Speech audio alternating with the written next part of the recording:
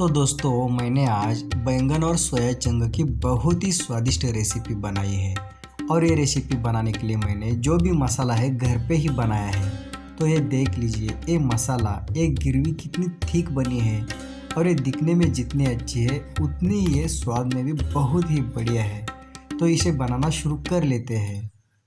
तो दोस्तों मैं हूं भारत और आपका ओनली अमेजिंग रेसिपी में है स्वागत। तो ये बैंगन और सोयाबीन की बहुत ही स्वादिष्ट रेसिपी बनाने के लिए सबसे पहले हम मसाला बना लेते हैं। इसके लिए मैंने सूखा कोकोनट, साथ में हरी मिर्च, हरा धनिया, मूंगफली और टमाटर, साथ में प्याज लिया है और इसे हम मिक्सी में अच्छी तरह से ग्राइंड कर लेते हैं। तो मिक्सी में इसे मिक्स करने के बाद ये दिखता है कुछ इस तरह और ये बहुत ही स्वादिष्ट होता है।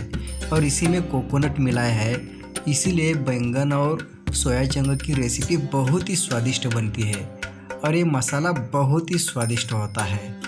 तो अभी हम एक कढ़ाई को रख देते हैं गैस पे और इसी में लगभग 5 टीस्पून कुकिंग ऑयल लिया है और इसी में जीरा और थोड़ा सा दालचीनी डाल दिया है, थोड़ी सी काली मिर्च, थोड़ी सी लौंग और तेज पत्ता डालकर इसे थोड़ा सा तड़कने तक भून लेते हैं।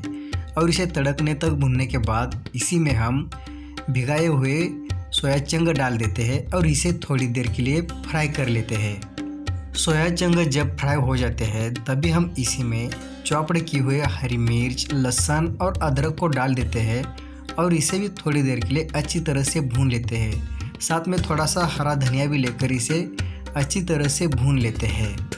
सोया चंक को अच्छी तरह से फ्राई कर लेते हैं और इसे फ्राई करने के बाद जो भी हमने मसाला बनाया था वो मसाला हम इसी में डाल देते हैं। इसी में हमने प्याज, टमाटर और सूखा कोकोनट लिया है, इसी की पेस्ट बनाई है और इसे अच्छी तरह से मिक्स कर लेते हैं और इसे मीडियम लो फ्लेम पे लगभग 2 मिनट के लिए भून लेते हैं। तो इसी में मैंने अभी डाल दिया है लगभग 1 टीस्पून साल्ट और अच्छी तरह से मिक्स किया है। अभी लगभग मैंने हाफ टीस्पून हल्दी पाउडर, 1 टीस्पून लाल मिर्च पाउडर और 1 टीस्पून कश्मीरी लाल मिर्च पाउडर डाल दिया है और इसे अच्छी तरह से भून दिया है। तो ये नीचे से थोड़ा सा जल रहा है, तो अभी इसी वक्त मैंने इसमें डाल दिया है थोड़ा सा पानी। अगर ये थोड़ा सा नीचे से जल रहा लग रहा है तो इसी वक्त हम इसमें डाल देंगे थोड़ा सा पानी और इसे अच्छी तरह से भून देंगे।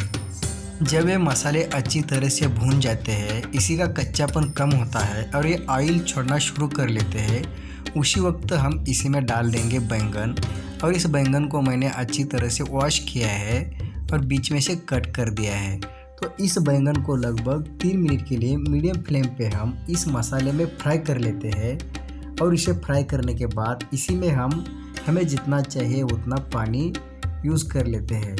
तो मैंने इसी में लगभग 1 गिलास पानी डाल दिया है और 1 गिलास पानी डालकर मैंने इसे अच्छी तरह से मिक्स किया है और इसी में पानी डालकर लगभग मैं इसे 15 मिनट के लिए मीडियम फ्लेम पे पकने के लिए छोड़ रहा हूँ। तो इसे लगभग 15 मिनट के लिए हम अच्छी तरह से गलने के लिए रख लेते हैं और 15 मिनट के बाद इसे हम देख लेते हैं। तो 15 मिनट के बाद ये आप देख लीजिए, ये बैंगन और सोया चंक रेसिपी कितनी अच्छी तरह से बनके तैयार है।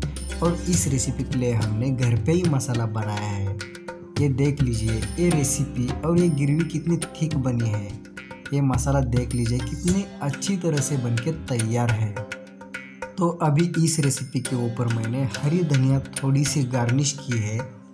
तो दोस्तों इसी तरह आप भी घर पे बैंगन और सोयाबीन की बहुत ही स्वादिष्ट रेसिपी बना सकते हैं।